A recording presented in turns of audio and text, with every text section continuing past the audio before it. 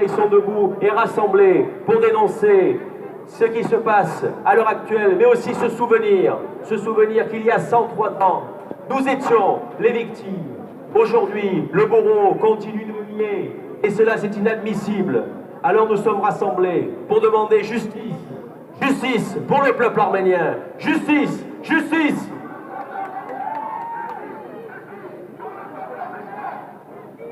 Un 24 avril qui a cette année une couleur un peu particulière. On ne peut ignorer les événements en cours aujourd'hui en Arménie qui se sont déroulés ces derniers jours avec cette jeunesse qui est descendue dans la rue aussi pour demander à ce que s'ouvre une voie démocratique. Cette révolution de velours pacifique qui a eu lieu aujourd'hui aussi, il faut l'entendre dans ce défilé-là, parce que cette jeunesse qui parle, c'est la même qui parle aujourd'hui pour se rappeler de ses morts. Cette jeunesse qui n'oublie pas, cette jeunesse qui a grandi, qui connaît son passé, qui regarde son histoire et qui est tournée vers l'avenir, tournée vers ce consulat de Turquie pour demander la reconnaissance, pour demander à ce que les autorités françaises entendent, condamnent le négationnisme des Arméniens.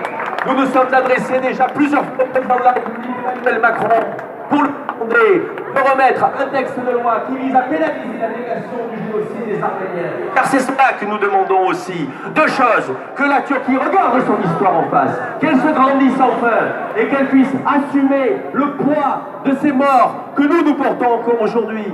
Et au-delà de ce déni, aujourd'hui, nous continuons à nous battre, nous continuons à être debout.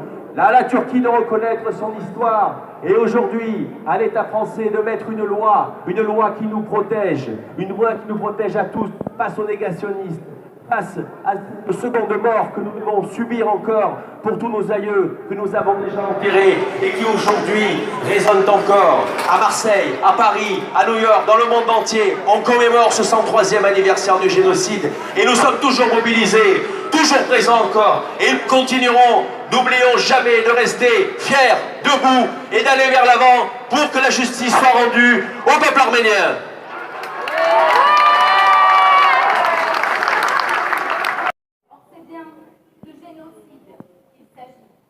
N'en déplaise aux falsificateurs et aux négateurs de l'histoire.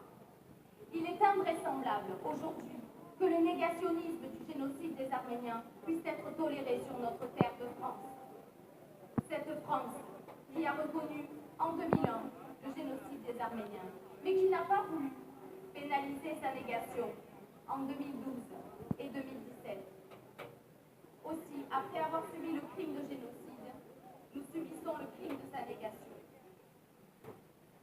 Comment peut-on supporter qu'une conférence à Dreux, organisée par le COJEP le 14 avril, puisse s'intituler, écoutez bien, Génocide des Arméniens et si on nous avait menti? On ne peut pas le supporter, parce que c'est insupportable. Nous avons besoin d'une loi pour protéger la mémoire de ce peuple martyr. Alors on nous parle de liberté d'expression, qui d'ailleurs amène nos journalistes devant les tribunaux. On nous reproche de ne pas avoir de décision de tribunal international. Mais à qui la faute? Cette juridiction internationale était prévue par l'article 230 du traité de Sèvres. Qui a enterré ce traité? Les mêmes États qui nous demandent aujourd'hui cette décision de justice. Et les condamnations criminelles par la Turquie elle-même dans le procès des unionistes et l'acquittement de ce qu'on nomme des liens. Pourquoi cela ne compte-t-il pas? Pourquoi est-ce à la victime de se justifier et non au bourreau? Et quelle honte! Nos dirigeants ont-ils une morale pour nous rétorquer ce prétexte fallacieux? Alors, lors du dernier dîner du CCS à Paris, le président de la République s'est engagé à ce que la représentation nationale se ressaisisse de ce sujet.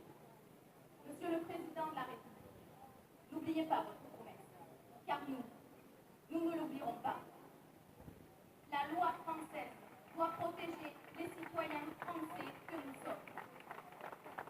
Et ne nous y trompons pas. Tolérer le négationnisme, c'est tolérer sa récidive. C'est le génocide des Juifs, c'est celui des Tutsis, c'est le massacre des chrétiens d'Orient. Car aujourd'hui, 103 ans après, mais qui connaît Talat? Qui connaît Ampère?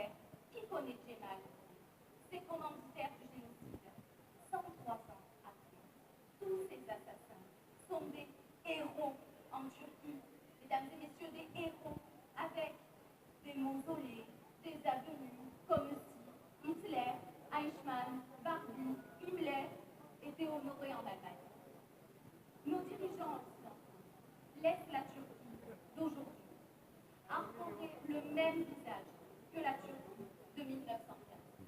Nous, descendants des